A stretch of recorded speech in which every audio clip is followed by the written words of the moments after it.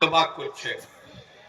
আর এই প্রতিষ্ঠানের যে প্রাণ পুরুষ একেবারে তরুণ তুর্কি হাফিজ নাসির উদ্দিন সাহাব, তার ব্যবস্থাপনায় আপনাদের সহযোগিতায় আজকের এই অযাচিত আশীর্বাদ মুখর সন্ধ্যা উপহার দেওয়ার জন্য হৃদয় থেকে আন্তরিকভাবে তাকে আমি কি বলবো সাধুবাদ জানাচ্ছি। আমি অবাক হয়ে যাচ্ছি, বিশ্বাস করেন আপনারা, আমাদের এখানে বক্তা সম্রাট যিনি সঞ্চালকের ভূমিকায় আছেন মাওলানা জনাব আবেদুল সাহাব দামাত বরকাতুহু, আজকে উনি সঞ্চালনায় আজকের এই অনুষ্ঠান সজ্জা, এই যে আমাদেরকে একেবারে প্রান্তে পার্শ্বরেখার ধারে কাঠগড়ার মতো ঠেলে ঠেলে দিয়ে দিলেন, কি বলছে, অসাধারণ অসাধারণ।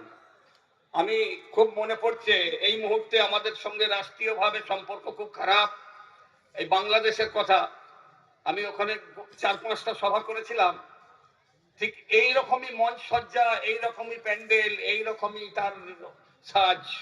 ঠিক মনে হচ্ছে বাংলাদেশের প্রত্যন্ত কোনো গ্রামে অনুষ্ঠানের জন্য আমি উপস্থিত হয়েছি। অবাক লাগে। আমাদের নাসিরউদ্দিন ভাইজানের মাদ্রাসা প্রাইমারি মাদ্রাসা, কিন্তু আজকের যে ব্যবস্থাপনাটা, বিশ্বাস করুন এটা একেবারে কলেজ লেভেলের।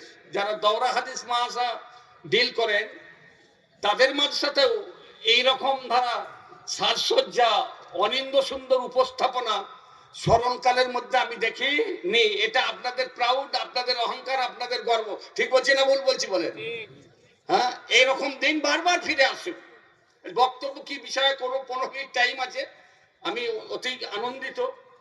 শুরু করার আগে একটা কথা আপনাদের বলি, যারা এখানে উপস্থিত আছেন লব্ধ প্রতিষ্ঠিত ব্যক্তিত্ব, উলামা হাজরাত, শ্রেণীমত ভাবে শ্রদ্ধা ভালোবাসা।